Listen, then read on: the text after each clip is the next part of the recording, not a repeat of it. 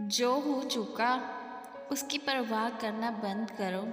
कुछ नया सोचो, नया करो और आगे बढ़ो। जो हो चुका अगर उसी में उलझे रहोगे तो आपका आज खराब हो जाएगा। मेरी इस बात को आप हल्के में ना लें।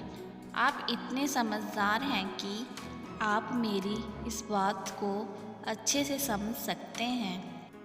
अगर आप बाकी पीछे घटने वाली घटनाओं को दिन रात अपने दिल को दिमाग में दोहराते रहेंगे तो आगे कुछ नया करने का निर्णय नहीं ले पाएंगे। जानते हैं ऐसा क्यों होता है?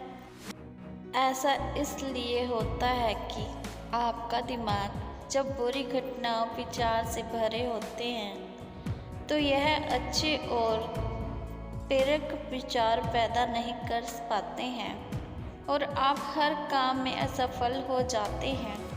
इसलिए मेरी मानिए, जो हो चुका उसे भूलकर एक नई शुरुआत करें।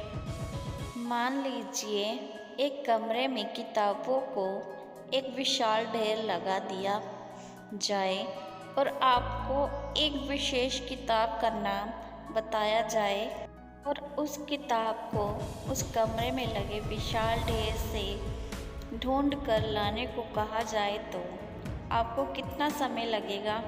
मुझे लगता है आपको बहुत समय लग जाएगा, है ना?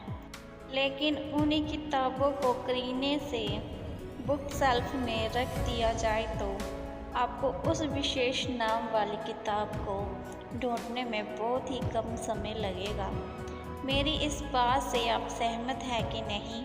मुझे लगता है आप सहमत हैं। जिस तरह से किताबों की ढेर से कमरा भरा है, ठीक उसी तरह से हमारा दिमाग विचारों की ढेर से भरा हुआ है।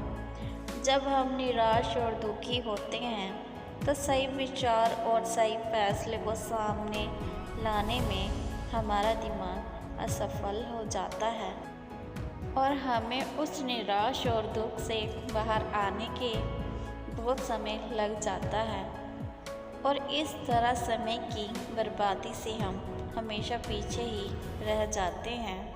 अगर आप अपने विचारों के ढेर को करीने से बुक शेल्फ की तरह दिमाग में रखें तो किसी भी परेशानी में हमारा दिमाग सही विचार और सही फैसले समय पर हमारे सामने लाकर रख देगा। ऐसा करने का सिर्फ एक तरीका है, बस आप हर सुबह मेडिटेशन करना शुरू करो, क्योंकि मेडिटेशन में वह पावर है जो आपको अंदर से कुछ कर गुजरने की ताकत देती है। आपके दिमाग में चलने वाले उथल पुथल को शांत करती है और सही रास्ता दिखाती है और सही निर्णय लेने की क्षमता पैदा करती है। को जागना होगा और इस भ्रम को मिटाना होगा कि तुम कमज़ोर हो, तुम कभी न मरने वाला आत्मा हो। तत्व तुम्हारा सेवक है, तुम तत्व के सेवक नहीं हो। यदि आपकी परिस्थितियों पर अच्छी पकड़ है तो जहर उगलने वाला भी आपका कुछ बिगाड़ नहीं सकता। शिक्षा क्या है? क्या यह किताबों में मिलने वाली विद्या है? नहीं। क्या यह नाना प्रकार का ज्ञान है? नहीं, यह भी नहीं।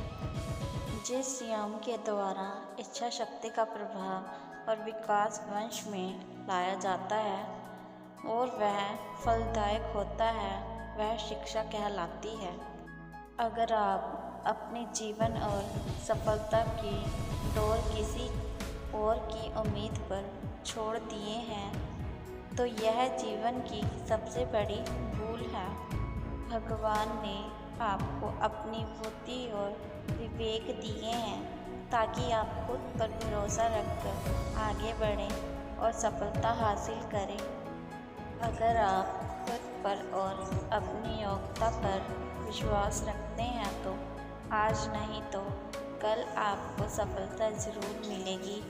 यदि आप अपनी सफलता की उम्मीद दूसरों से लगा रखे हैं, तो आप सफलता होने के लिए तैयार भी रहें। मैं यह नहीं कहता कि आप किसी चीज़ से उम्मीद न रखें, बल्कि मैं इस बात पर जोर देता हूँ कि आप किसी भी चीज़ से उतनी उम्मीद रखें जितनी टूटने पर भी आप मजबूती के साथ खड़े रहें और एक बार फिर नई शुरुआत कर सकें। जिस भी काम में हाथ डालते हैं आप हर बार फेल हो जाते हैं और फेल होने के डर से आप एक नया शुरू करने से कतराते रहते हैं और आपका पूरा जीवन इस डर में ही निकल जाता है कि आपने अगर कोई नया काम शुरू किया तो वह फेल हो जाएगा।